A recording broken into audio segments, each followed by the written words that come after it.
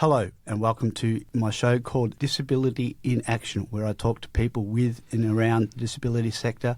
I like to talk to advocates and activists and people living with a disability who are doing great things in our community. And today's guest is Darryl Davenport. He's a dancer, a dance instructor, and more importantly, for my purposes, he's a disability advocate. Hello and welcome, Darryl. Thank you, Simon. So, Darryl, I believe that you started dancing yourself as a young child. Can you give us a little bit of a brief background, because I know you've been dancing for a long time, about how you got started in dance and what type of dancing it is you do, and then we'll lead into the kind of accessibility dancing and inclusive dancing that you now do for us. So I started dancing when I was still in primary school, and what happened was literally the girl next door needed a dancing partner, and I got pulled in and I went to the class, and I really enjoyed it. And my grandparents were actually state ballroom dancing champions. Although the skill never rubbed off onto any of their children, it seemed to like it sort of the love or the desire flowed through into me. And so once I started, I just kept going. So it's ballroom dancing you do? Yes, it is. So we separate it into two different parts. So ballroom dancing is the social part of our sport, and then we call DanceSport the competitive part of our sport. Yes, I was going to ask you about that, because some people find it quite fascinating that dancing is a sport, but I've seen ballroom dance sport. We've all seen it on the movies and so forth. It's quite a competitive and athletic endeavour, isn't it? It is, absolutely. So I find it very stimulating. We have a lot of competitions around the Perth metro area, as well as national and international competitions, and they're all under the DanceSport banner. So it's actually a recognised sport within the Australian Sports Federation. And how did you move from being a participant and competitor in the dancing yourself to being a coach and an instructor? Certainly. So I was dancing from the age of 7 to 18, took some time off for university and for travel. I obtained a business degree and I was working in Manchester. I was going to be losing my job that day. I was told that my job was being made redundant, and that night there was an ad for a dance teacher, and I applied and I never looked back. So you started dancing in England? I actually started teaching in England. So I taught in England for a number of years before coming back to Perth and then resuming teaching here in Perth. We all end up coming back to Perth. We do. It's a fabulous place. Yeah, it is indeed. And our families are here. So yes. Moving on from there, how did you move into providing dance lessons for people with disabilities? Certainly. There was a definite change in my thought pattern. So my father had cancer. He passed away of cancer in 2017, and rather than go to a hospital, we actually looked after him at home, and we had a lot of silver chain come in and help. And I was just so blown away and impressed with these people that came in to help us as a family look after my dad, and I really wanted to give back. And that's when I thought, well, my skill is dancing, and that's how I can give back. So that's what really motivated me to want to actually change my career path and move into access and inclusion. When did that start, Darryl? That started in 2017. Okay. So Ballroom Fit started in 2017. Before that, I was still a dance teacher, but I was doing it mainly for dance sport couples for competitions.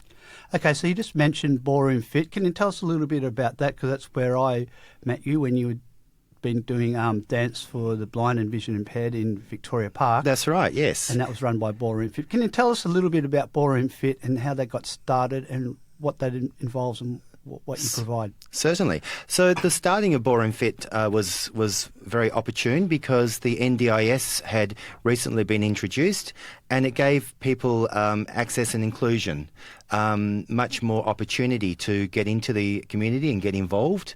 So there's a part of the NDIS budget, which people may be aware of, called Community and Civic Participation.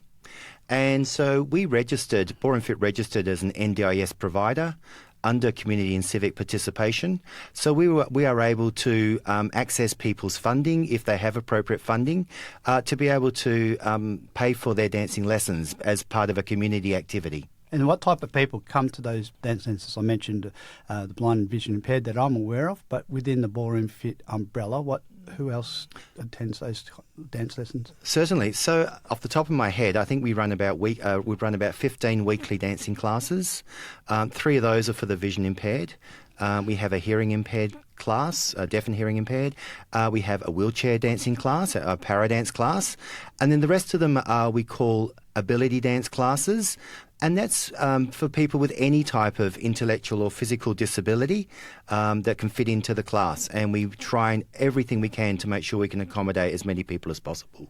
Now, I know from personal stories from people who attend your classes, they get so much from it and they find it so rewarding, and especially the couple of women that I'm thinking about found a really lovely way of expressing their femininity. And both people I'm thinking about are blind, if not nearly totally blind, Yes. and one is also hard of hearing as well. A really lovely way that you've been able to give those people that opportunity. I guess that would be a common feeling with some of your participants. Yeah, look, I really hope so. So ballroom dancing is very well suited to someone who is blind or has a vision impairment or who's deaf or hard of hearing because it's a partner sport.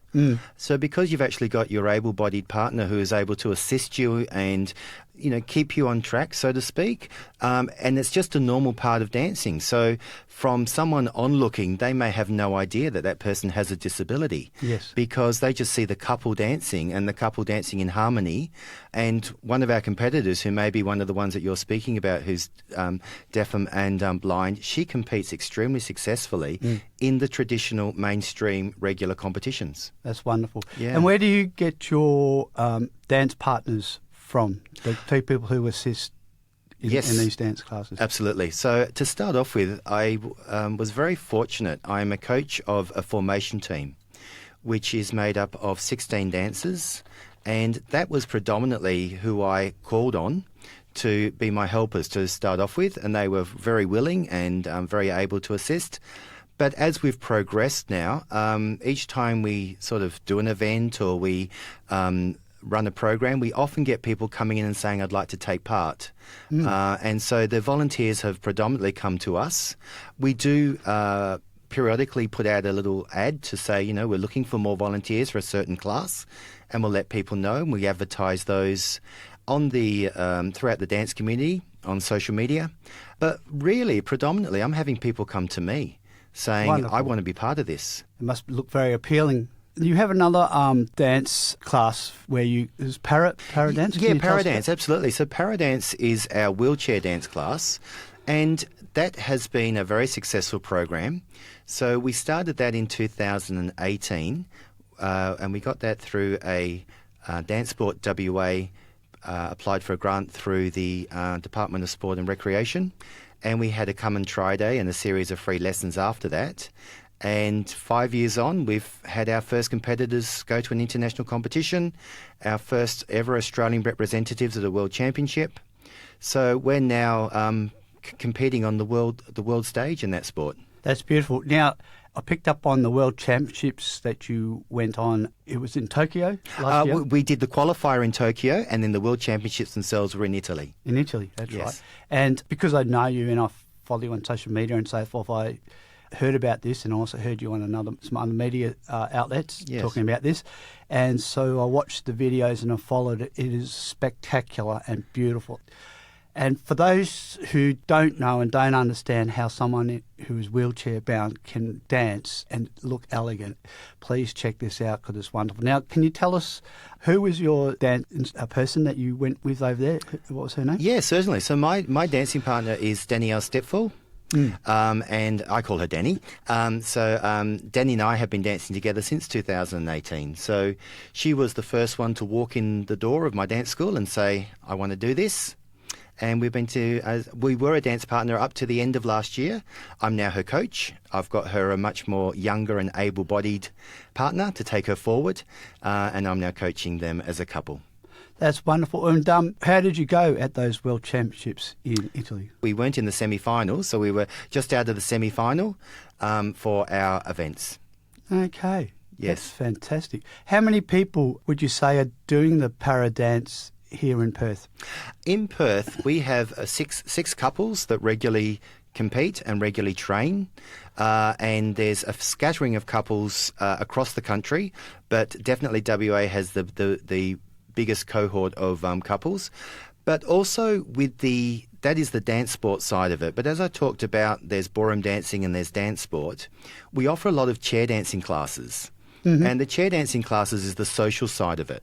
And Ballroom Fit could touch, I think, over 100 people every week with our chair dancing classes. Where do you conduct these chair dancing classes? Certainly. So we do 2 weekly classes for the Ability Centre. So therefore, they're local residents that live on site. And they are often quadriplegics. And then we also go to many residential aged care facilities. I've just come from one this morning, where we dance with the residents in the residential aged care facilities also. That's wonderful. Since I've known you, I've picked up on not only your dedication and hard work, obviously you're very skilled at your job as well, but I really admire and like your passion in this field. Because, as I've said to you before, I see advocacy and self-advocacy can be expressed in many different ways, and you're expressing it through dance. Yes. And we're on RTRFM here, and this is a music and arts station, and I think music and culture and arts are so important in our community, in our society. I agree. And it's a wonderful thing you're doing. Can you tell us about the next para dance competition that might be coming up that people might be interested in? Absolutely, certainly. So we have a Special Olympics para dance sport development competition happening on the 2nd of June. And that's happening in Perth. And that's a free to the general public. So anyone that may have an interest in participating in dancing could actually have a look at it first at a free event on Sunday, the 2nd of June. That's great. And I believe that sometimes your dancers will put on displays and be part of other special events for the dance couples? Yes, absolutely. So we recently partnered with Rebound WA and we participated in a para sport festival that they held in Forest Place. We do an event every year for International Day with people with disabilities. We've done different displays for the City of South Perth on their foreshore for Valentine's Day. We've done events for the Belmont Forum. So yeah, we're quite happy to do events. Do you have any events or displays coming up that people might be able to see your dance crew in action? Well, this Special Olympics Paradance Development Competition would be the next opportunity that people would actually have. We are also holding an event in Bunbury, not till the 17th of August, but that will be another free event also, and that's going to be a Paradance Sport event. That sounds fantastic, Darryl. Thanks very much. I think that might be where we'll wind up our conversation for today. Otherwise, I'll talk to you for hours and hours about dancing because two passionate people really getting along here. It's great. Can you tell us where people might find out about your Ballroom Fit and Para Dance classes? Absolutely. And how to contact you? Thank you very much. So Ballroom Fit is www.ballroomfit.com.au. And there's all the details on that website on our classes. But also another website I'd like to share with you is www.padwa.org.au. And that is our not-for-profit charity. And that is the website where you find all the information about our events. Excellent. Thanks a lot, Darryl. I really appreciated it. And I really appreciated you sharing some of your fantastic not only life history, but history in dance and assisting people with disability to get out and about and express themselves. So thanks for joining us here on RTR. Thank you very much, Simon. I enjoyed chatting with you and look forward to seeing you back on the dance floor soon. Yeah, thanks very much, Darryl. Sometime.